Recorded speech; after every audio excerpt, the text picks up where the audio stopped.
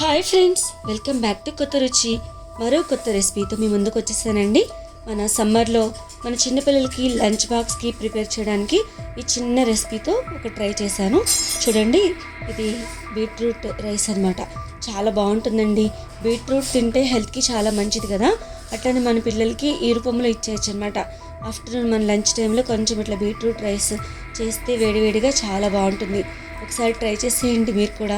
First time మన ఛానల్ని మీరు చూస్తున్నట్లయితే మన ఛానల్ని సబ్స్క్రైబ్ చేసుకోండి. చాలా ఈజీగా ఉంటుందండి మెథడ్.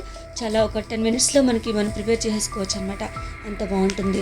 ముందుగా ఒక ప్యాన్ పెట్టుకొని ప్యాన్లో ఒక 2 టీ స్పూన్స్ ఆయిల్ వేస్తున్నానండి. ఆయిల్ బాగా హీట్ అయిన తర్వాత తాలింపు దినుసులు అంటే జస్ట్ ఇలా ఏంటంటే ఎండుమిర్చి, పచ్చిశనగపప్పు, అట్లనే ఆవాలు, జీలకర్ర వీటన్నిటిని వేసేసుకొని ఇట్లా వేయించుకోవాలి.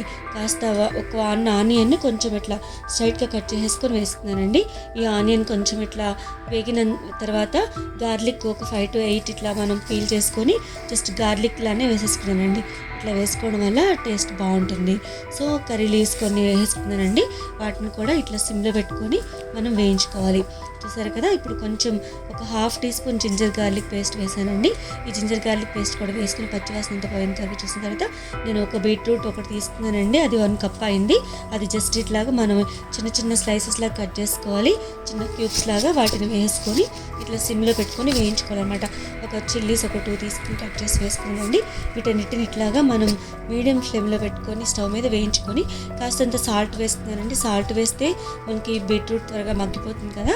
సో సాల్ట్ వేసుకొని ఈ విధంగా జస్ట్ ఇట్లాగా తిప్పుకున్నాను. అలాగే టర్మరిక్ పౌడర్ కొంచెం ఒక 1/2 టీ స్పూన్ వేస్తున్నానండి.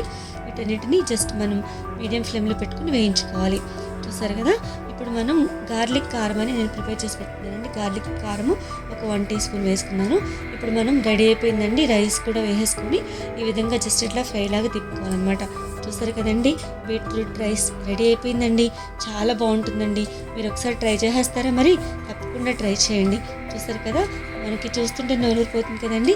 మన చిన్నపిల్లలు కూడా కలర్ రెడ్గా ఉందని కలర్ చూసి కూడా తింటారనమాట. ఇష్టంగా తినేస్తారు చిన్నపిల్లలు.